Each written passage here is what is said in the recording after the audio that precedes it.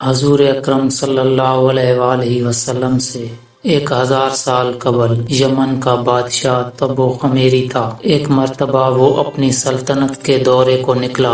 12,000 عالم اور ایک حکیم، 1,32,000 سوار، 1,13,000 پیادے اپنے ہمراہ لیے ہوئے اس شان سے نکلا کہ جہاں بھی پہنچتا اس کی شاہی شان و شوکت دیکھ کر مخلوق خدا چاروں طرف نظارہ کو جمع ہو جاتی تھی۔ یہ بادشاہ جب دورہ کرتا ہوا مکہ معظمہ پہنچا تو اہل مکہ سے کوئی اسے دیکھنے نہ آیا۔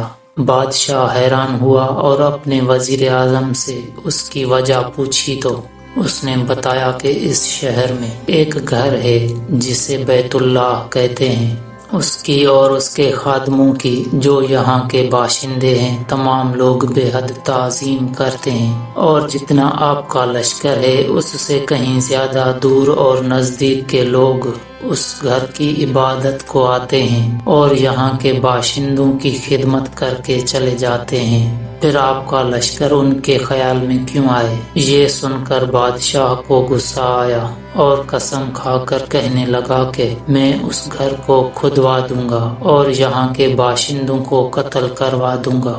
یہ کہنا تھا کہ بادشاہ کے ناک، منہ اور آنکھوں سے خون بہنا شروع ہو گیا اور ایسا بدبودار مادہ بہنے لگا کہ اس کے پاس بیٹھنے کی بھی طاقت نہیں۔ اس مرض کا علاج کیا گیا مگر افاقہ نہ ہوا۔ شام کے وقت بادشاہی علماء میں سے ایک عالم ربانی تشریف لائے اور نبض دیکھ کر فرمایا مرض آسمانی ہے اور علاج زمین کا ہو رہا ہے۔ اے بادشاہ، آپ نے اگر کوئی بری نیت کی ہے تو فوراً اس سے توبہ کریں۔ بادشاہ نے دل ہی دل میں بیت اللہ شریف اور خادم کعبہ کے متعلق اپنے ارادے سے توبہ کی۔ توبہ کرتے ہی اس کا وہ خون اور مادہ بہنا بند ہو گیا اور پھر صحت کی خوشی میں اس نے بیت اللہ شریف کو ریشمی غلاف چڑھایا اور شہر کے ہر باشندے کو 7 اشرفیاں اور 7 ریشمی جوڑے نظر کیے۔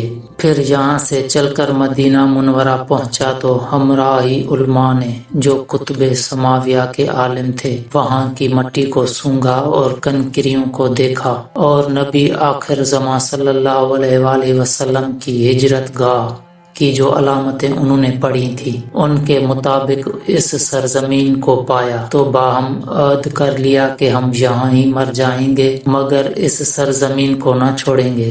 اگر ہماری قسمت نے یاری کی تو کبھی نہ کبھی جب نبی آخر زماں صلی اللہ علیہ وآلہ وسلم تشریف لائیں گے ہمیں بھی زیارت کا شرف حاصل ہو جائے گا، ورنہ ہماری قبروں پر تو ضرور کبھی نہ کبھی ان کی جوتیوں کی مقدس خاک اڑ کر پڑ جائے گی جو ہماری نجات کے لیے کافی ہے۔ یہ سن کر بادشاہ نے ان عالموں کے واسطے 400 مکان بنوائے اور اس بڑے عالم ربانی کے مکان کے پاس حضور کی خاطر ایک 2 منزلہ عمدہ مکان تعمیر کروایا اور وصیت کر دی کہ جب آپ صلی اللہ علیہ وآلہ وسلم تشریف لائیں تو یہ مکان آپ کی آرام گاہ ہوگا۔ اور پھر اس بڑے عالم ربانی کو ایک خط لکھ دیا اور کہا کہ میرا یہ خط اس نبی آخر زماں صلی اللہ علیہ وآلہ وسلم کی خدمت اقدس میں پیش کر دینا، اور اگر زندگی بھر تمہیں حضور صلی اللہ علیہ وآلہ وسلم کی زیارت کا موقع نہ ملے تو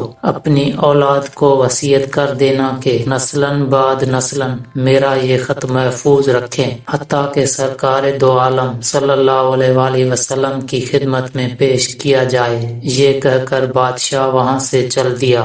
شاہ یمن کا یہ خط نسلاً بعد نسلاً ان 400 علماؤں کے اندر عرض جان کی حیثیت سے محفوظ چلا آیا، یہاں تک کہ 1000 سال کا عرصہ گزر گیا۔ ان علماء کی اولاد اس کثرت سے بڑی کہ مدینہ کی آبادی میں کئی گنا اضافہ ہو گیا، اور یہ خط دستے بدست ماں وصیت کے اس بڑے عالم ربانی کی اولاد میں سے حضرت ابو ایوب انصاری رضی اللہ عنہ کے پاس پہنچا، اور آپ نے وہ خط اپنے غلام خاص ابو لیلہ کی تحویل میں رکھا۔ اور جب حضور صلی اللہ علیہ وآلہ وسلم نے مدینہ ہجرت فرمائی سب یہی اصرار کر رہے تھے کہ حضور صلی اللہ علیہ وآلہ وسلم میرے گھر تشریف لائیں۔ حضور صلی اللہ علیہ وآلہ وسلم نے فرمایا کہ میری اونٹنی کی نکیل چھوڑ دو، جس گھر میں یہ ٹھہرے گی اور بیٹھ جائے گی وہی میری قیام گاہ ہوگی۔ چنانچہ جو 2 منزلہ مکان شاہ یمن طبع خمیری نے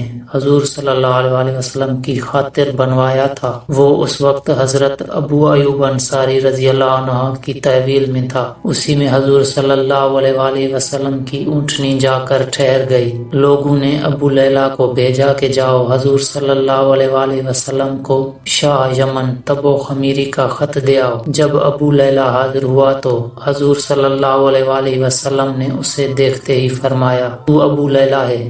یہ سن کر ابو لیلہ حیران ہو گیا۔ حضور صلی اللہ علیہ وسلم نے فرمایا، میں محمد رسول اللہ ہوں۔ شاہ یمن کا جو خط تمہارے پاس ہے لاؤ وہ مجھے دے دو۔ چنانچہ ابو لیلہ نے وہ خط دیا۔ حضور نے پڑھ کر فرمایا، کم ترین مخلوق طبع اول خمیری کی طرف سے شفیع المذنبین سید المرسلین محمد رسول اللہ صلی اللہ علیہ وآلہ وسلم۔ اما بعد، اے اللہ کے حبیب، میں آپ پر ایمان لاتا ہوں اور جو کتاب آپ پر نازل ہوگی اس پر بھی ایمان لاتا ہوں، اور میں آپ کے دین پر ہوں۔ بس اگر مجھے آپ کی زیارت کا موقع مل گیا تو بہت اچھا اور غنیمت، اور اگر میں آپ کی زیارت نہ کر سکا تو میری شفاعت فرمانا اور قیامت کے روز مجھے فراموش نہ کرنا۔ میں آپ کی پہلی امت میں سے ہوں اور آپ کے ساتھ آپ کی آمد سے پہلے ہی بیعت کرتا ہوں۔ میں گواہی دیتا ہوں کہ اللہ ایک ہے اور آپ اس کے سچے رسول ہیں۔ سبحان اللہ۔